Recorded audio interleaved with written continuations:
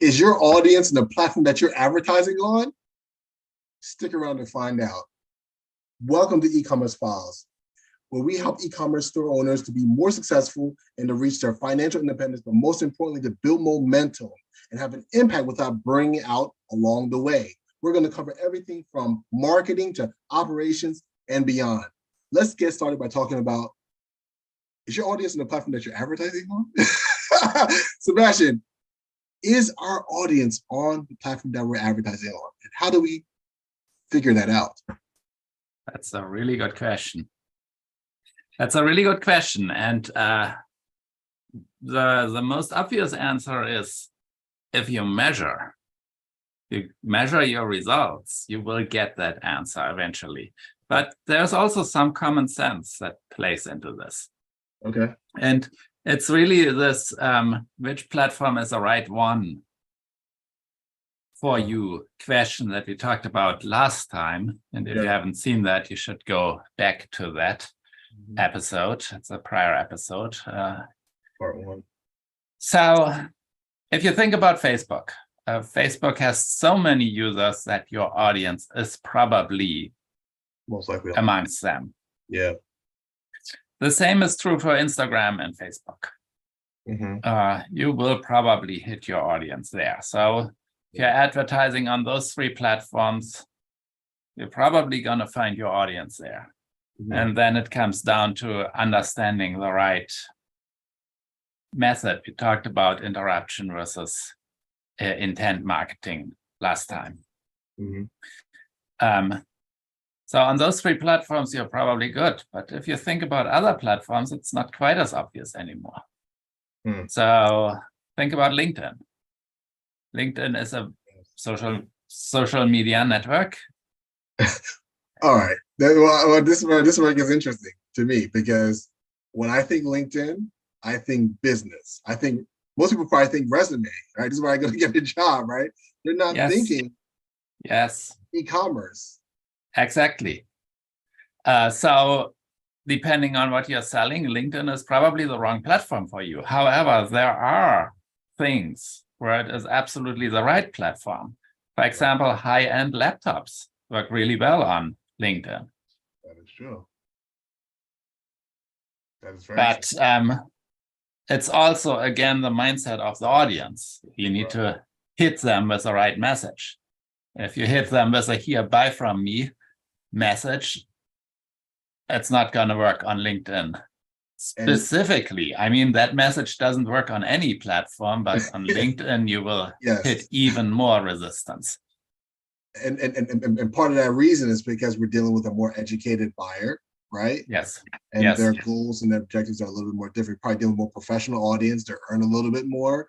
So they might be a little bit more buyer resistant unless you provide more data, more information. There's also more ad resistance, not only purchase resistance. Like they might get annoyed quicker by misplaced ads. Yes. And so it's easier to damage your brand if you're on that platform. But you can also, if your audience is an audience that is on LinkedIn, your targeting is going to be much tighter than on the other platforms. Right. So if you are, like you said, you provide computers, laptops, or maybe even certain types of software, SaaS software and things like that help with productivity and things like that. Yes, absolutely. It makes a lot of sense. But a lot of SaaS software is actually currently advertised on LinkedIn already. But in the physical space and the typical e-commerce space, there's very little activity on LinkedIn. So there is a big gap that you can fill. And with that, if there's no competition, your prices are going to be lower. Now, LinkedIn is an expensive platform. So I probably wouldn't use it as my first choice. Okay. But the other thing you need to be thinking about when you think about which platform should you advertise on is never go with just one. Interesting. Because an ad platform can shut you down at any time for any reason or no reason at all. Okay. And often those shutdown events are actually for no reason at all.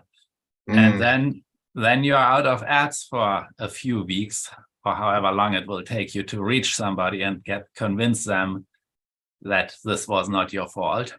Right. Or if it was your fault, that you will do better in the future. Right. Either way, if you're out of ads for 2 weeks, you might be out of customers for 2 weeks. Can your business afford that? So always have more than one channel where you get customers from so that you can survive an outage, so to speak. I think that's very interesting. So I know you mentioned as far as not having multiple ad platforms. How would you recommend somebody to start that process? Do you think that they should start with, as you said, some of these platforms that we already know our audience is definitely on, right?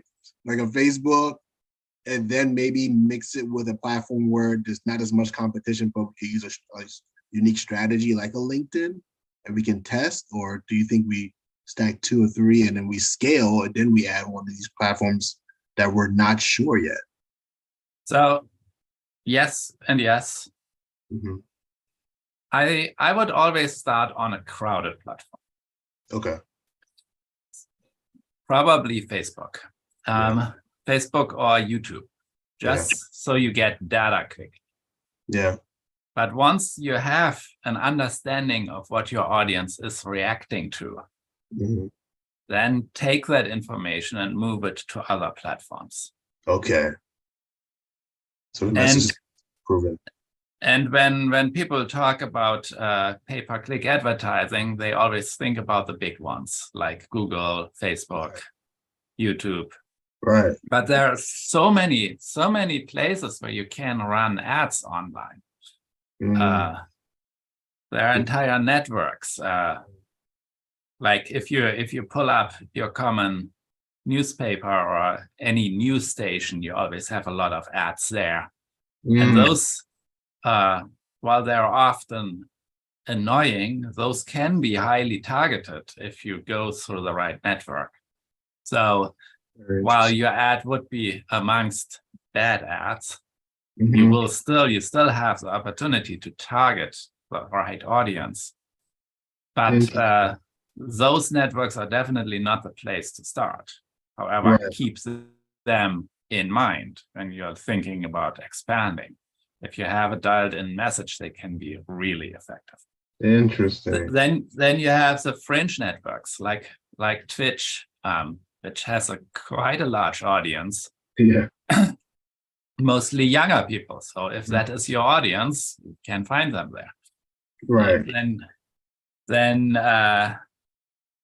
but and just to add to that point, like with Twitch, the reason, as far as when usually when we have these discussions, I do like platforms where even if it's skewed a little bit younger initially, is I like the aspect of almost taking land, because at some point in time, in many cases, not always, there's a good chance that older groups will begin to join some of those audiences as they start to have content there for them.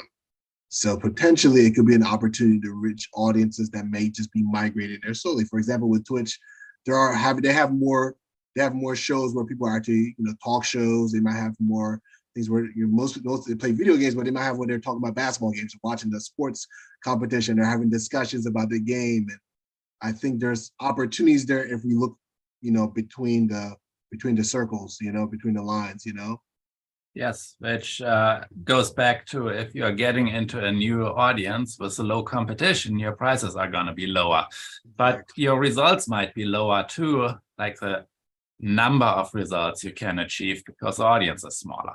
Right. And yes, if that is your third channel, it makes sense to add that, but don't make it your first channel. Right, exactly. What do you feel about, we talked about this a little bit, platforms like TikTok, platforms that are a little bit more controversial, right?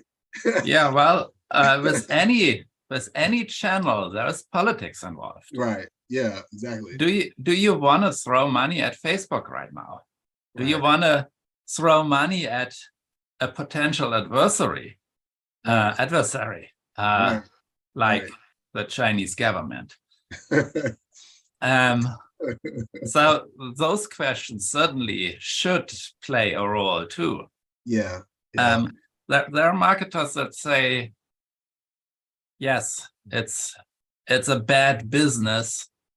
I don't really want to support it, but right now that's where my customers are, so I'm going to go with it. Like talking about e-commerce, not even advertising. Should you have your store on Amazon or not? Right. Having your store on Amazon will make it much more likely that you get an audience, that you get mass customers, but you're feeding the beast, so to speak. Yeah. So does it make sense to not be on that platform? But then if you're not on that platform, does that mean now you're forced to be on Facebook just to make up for the deficit? That's good. Yeah.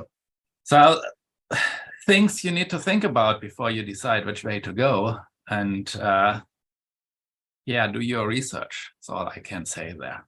Yeah, do your research. Have those discussions before you start. And as you said, find the more established platforms to start. And there's opportunity, like you said, there's opportunity to iterate, there's opportunity to get the testing and resonate your message, get it clarified, sharpened. Yes. Before you go to the second or third platforms. Yes, which you just said established. I don't actually think that is the term. Okay. You want to go for the large network. You want to go for the network that currently has a lot of your audience. And right now that are the established platforms, but I don't think that is a deciding factor. Okay. So you want to go with the largest net. Where you get the most data the quickest. Okay. Even if it is a little more expensive. Okay. Getting that data is so valuable that it will allow you to make your ads cheaper. If you know how to work with that data, that is. So you do need to analyze the data you get. You do need to run tests with that audience and measure the results. Right. Not simple A/B tests, but multivariant tests. Figure out the language that resonates with your audience. Figure out the images that resonate with your audience. And once you have that data, then you can spread out to other networks. Then you can go wild.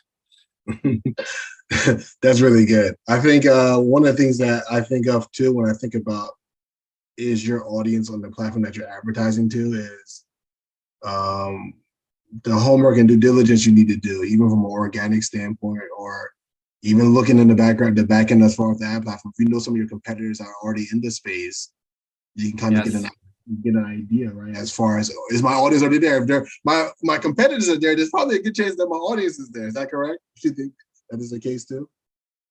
Often, where your competitors are, your audience is too. Okay. However, it's no guarantee. Okay. A lot of people out there running businesses don't know what they're doing when it comes to marketing. So that's true. There are quite a few marketers that say, watch what the crowd is doing and do the opposite.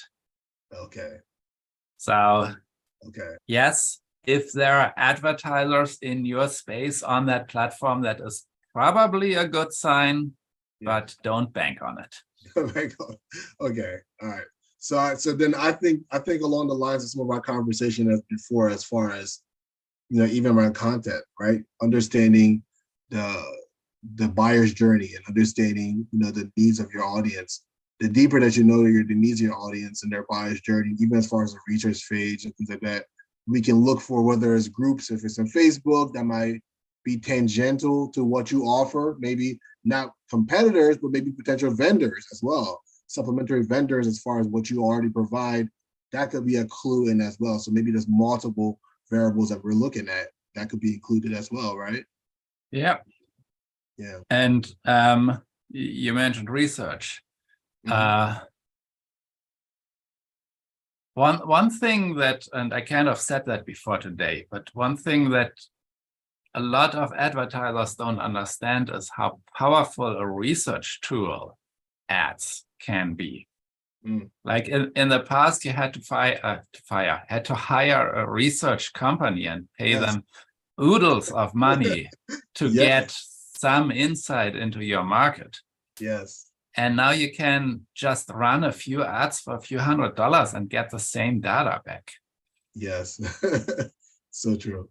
Yeah. A lot of people forget that there are companies out there that you can spend thousands of dollars to do different types of surveys and studies and reports, and then they'll give you. And then you might not even know if the data you're getting back is accurate, because people tell you one thing, but they do another thing. And if you run ads, they have to do something, and that is a much stronger signal than somebody interviewing them about what they would maybe do.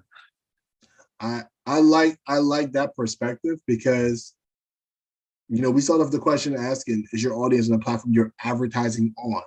That means if you're advertising on a platform, that means you have data, right? Yes.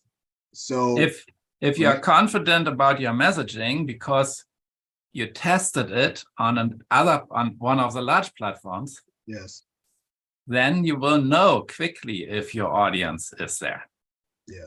However, if you're starting on a small platform and are not confident about your messaging yet, or at least haven't measured your messaging, haven't tested your messaging, then if you don't get results, you don't know if it is because the audience isn't there or because your messaging isn't right yet. So that's why I'm saying start on the large platform. That's good. That's good. I think this might be a future conversation, or maybe we go a little bit deeper. We just talk about the steps as far as in determining whether it's your message or it's an audience or the creative. That's something that's very important in the advertising process that many people may not know what they're doing, so they're collecting the right data. So in what order, right? Yeah, well, yes, that is certainly the topic of another video, but the basic is make sure your audience is there, which if you have no idea, going to Facebook is probably a good bet. Facebook or YouTube. And then test things, test messaging, test images, test videos, test audience selectors, all that, test that. But with every test, make sure that you know what you are testing and that your test is actually showing that. Like if you compare two ads with different images and different messaging and they get different results, do you know afterwards if it was the image or the text that had that impact? So change only one thing and make sure you run tests that are comparable. Excellent. Wow. Well, everybody, I think we provided a good wrap up there. Sebastian gave you guys a good framework on how to do that process when we're talking about to identify your audience. So thank you guys for showing up again. We hope you found the information today very valuable. If you have any comments or questions, like always, leave them below. Make sure you subscribe, hit the notification bell if you want to see more content like this. Thanks for watching. Have a wonderful day. Sebastian, like always, any last words? Just if you haven't seen the first part of this episode, go back. It's the last episode in this channel and watch that too. Thanks for showing up. Thanks for watching.